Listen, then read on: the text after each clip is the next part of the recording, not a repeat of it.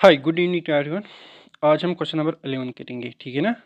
State whether the following are true और false, justify your answer. Simply हमें ये बताना है कि जो स्टेटमेंट्स हमारे पास हैं वो क्या ट्रू है या फॉल्स। ठीक, ओके।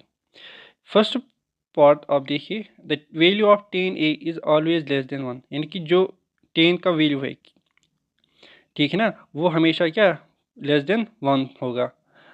हमें पढ़नी है जो बेसिक एंगल्स या रेफरेंस जो एंगल्स हमें पढ़नी है वो है 5। एक होती है 0 डिग्री, दूसरी होती है 30 degree, third one is 45 and fourth one is 60 and last one is 90 degree.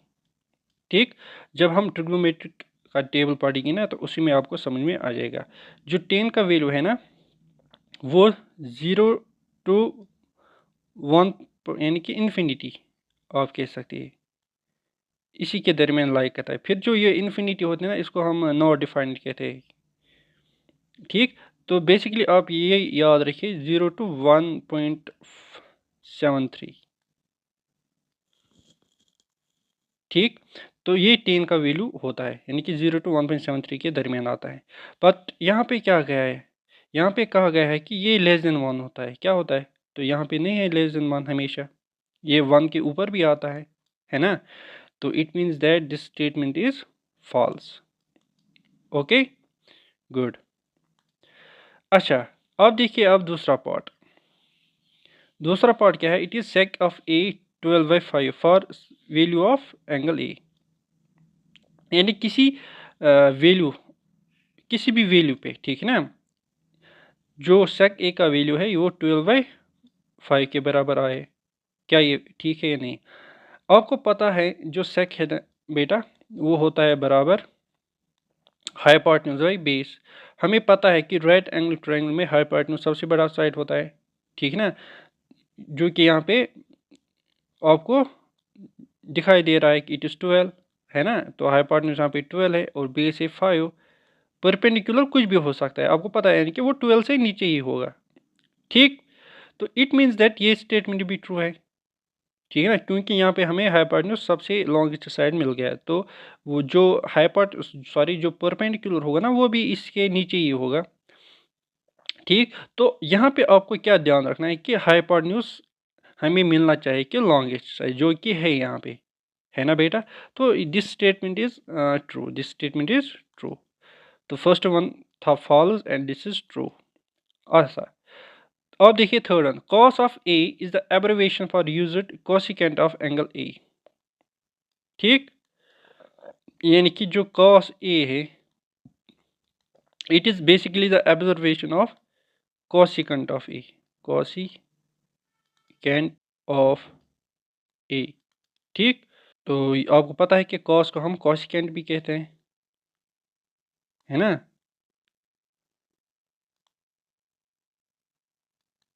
But यहाँ पे क्या गया, ऑफ ए मतलब इनटू, ऑफ का मतलब है आपको इनटू है, ठीक है ना, इनटू ए। यानी कि यहाँ पे सिंपली कहा गया है कि it is product of this cosecant and angle A, which is false क्योंकि जो ये ना it is actually operator which acts on this angle, ताकि ये प्रोडक्ट में होता है, ठीक है ना, ये भी फॉल्स है।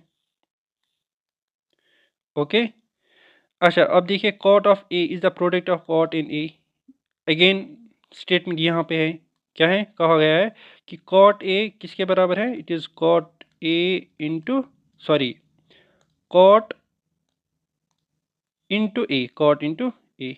ये स्टेटमेंट भी क्या है बेटा, इट इज ऑल्सो फॉल्स, क्योंकि ये प्रोडक्ट में नहीं होता है, it is actually operator which acts on angle ना।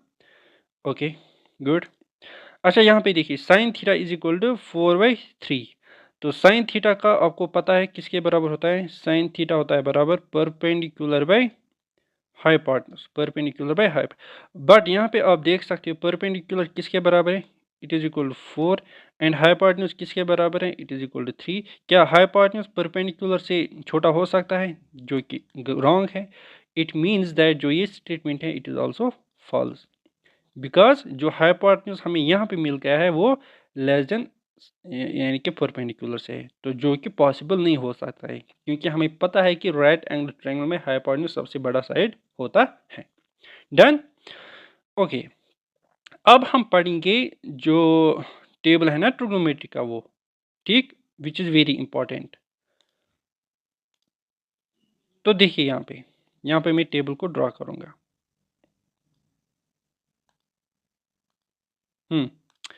देखिए बेटा, यहाँ से मैं लिखूँगा साइन ऑफ थीटा, फिर है कॉस ऑफ थीटा, फिर है टेन ऑफ थीटा। ठीक, एक minute, sine of theta, here is cos of theta, and third one is tan of theta. पहले मैं तीन के लिए आपको दिखाऊंगा। तो यहाँ पे मैं एंगल्स लिखूंगा, which is here 0 degree, second one is 30, third one is 45 degree, fourth one is 60 degree, and last one is 90 degree. Okay, अब यहाँ पे देखिए हम ट्रिग्नोमेट्रिक टेबल कैसे बनाते हैं।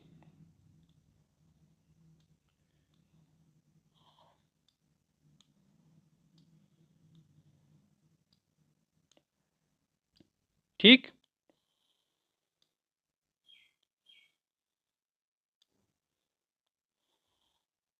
ओके,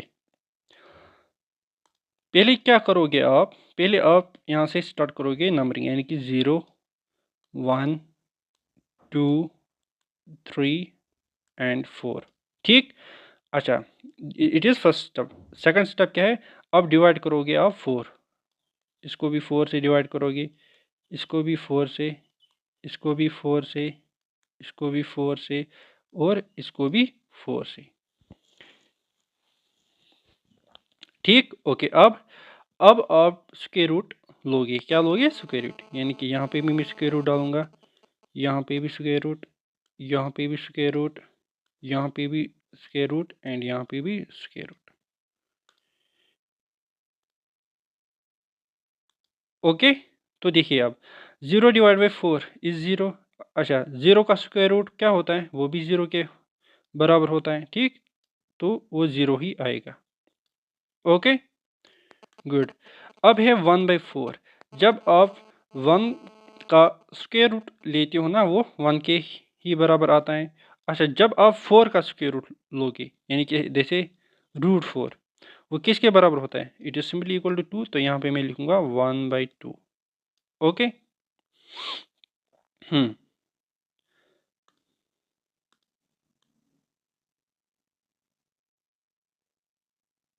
ठीक। अच्छा, अब है यहाँ पे देखिए, यहाँ पे पहले कैंसिल आउट करूँगा। देखिए 2 1 आर 2, 2 2 आर 4, अगेन यहाँ पे आ गया √1/2। जब आपको पता है square root of 1 is 1, and square root of 2 ऐसे ही रहेगा, यानी कि 1/√2। ठीक, अच्छा, यहाँ पे देखिए आप 3 का स्क्वायर रूट ऐसे ही रहेगा। अच्छा, 4 का स्क्वायर रूट अभी मैंने बोला ये 2 के बराबर होता है। यहाँ पे आप देखिए 4 4 कैंसिल आउट हो जाएगा, यहाँ पे बचेगा 1, तो 1 का स्क्वायर रूट 1 के ही बराबर आ गया। ठीक, तो क्या हमने किया, पहले पहले हमने 0 1 2 3 4 लिखा, उसके बाद हमने 4 डिवाइड किया हर एक को, उसके बाद हमने लिया स्क्वायर रूट। ठीक, फिर हमने इनको सॉल्व किया और हमारे पास ये वैल्यूज आ गई। फर्स्ट वन है 0, सेकंड वन है 1/2, थर्ड वन है 1/√2, फोर्थ वन है √3/2, and fifth one is 1। Okay, तो इसको मैं अब इरेज करूंगा। देखिए आप,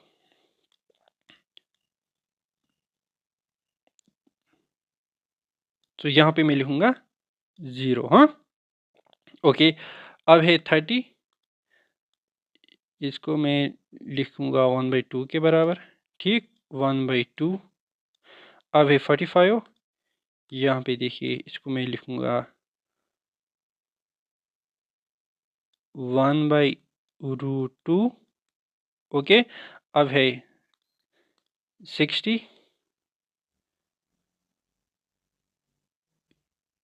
इसको मैं लिखूंगा √3/2। अब है लास्ट वन, इट इज़ 90, इसको मैं लिखूंगा 1। इसको मैं लिखूंगा 1।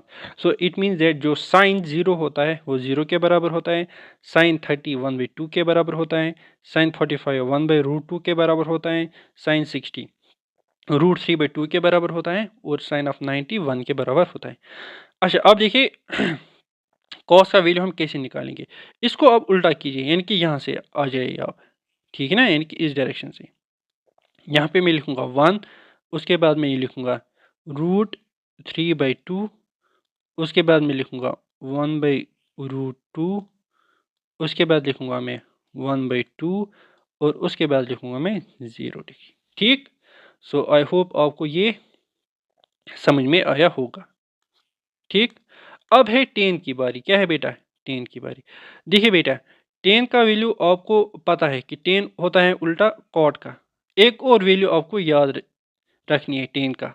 टेन जो बराबर होता है ना, वो बराबर होता है sine theta divide by cos theta, divide by cos theta. ये वैल्यू भी आपको याद होनी चाहिए टेन थीटा की, कि tan theta sine theta by cos theta के बराबर होता है।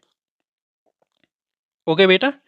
तो अब देखिए साइन थीटा को आप कॉस से डिवाइड कीजिए, साइन थीटा बाय कॉस। यहाँ पे है ना 0, 0 को आप 1 से डिवाइड कीजिए तो 0 ही आपको मिलेगा। ओके। फिर आप इस वैल्यू को इस वैल्यू से डिवाइड कीजिए तो क्या मिलेगा आपको। यहाँ पे देखिए 2 2 कैंसिल होगा, यहाँ पे ऊपर बचेगा 1 और नीचे बचेगा √3। तो यहाँ पे बचेगा आपको 1/√3। ओके।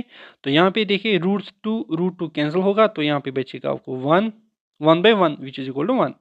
ओके। यहाँ पे देखिए √2 sorry 2 and 2 will be cancel out, तो यहाँ पे बचेगा √3/1 जो कि √3 के बराबर आएगा। ओके। फिर है यहाँ पे 1 और यहाँ पे डिवाइड में 0। यहाँ पे आपको ध्यान रखना है कि अगर आपको 1/0 आ गया ना तो ये इन्फिनिटी के बराबर होता है। क्या होता है बेटा, इन्फिनिटी।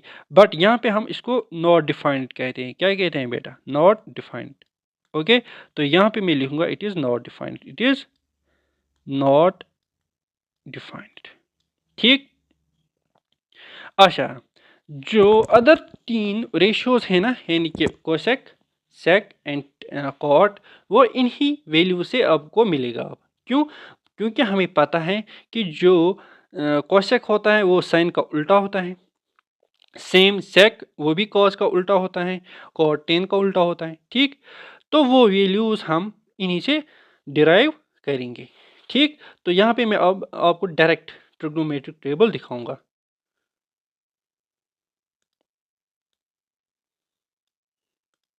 देखिए बेटा, यहाँ पे मैंने दिखाया है। देखिए बेटा, ये वैल्यू हमने अभी निकाला साइन ए का 0, 1/2, 1/√2, √3/2 और 1। फिर हमने बोला यहाँ से हमें लिखना है कॉस का वैल्यू।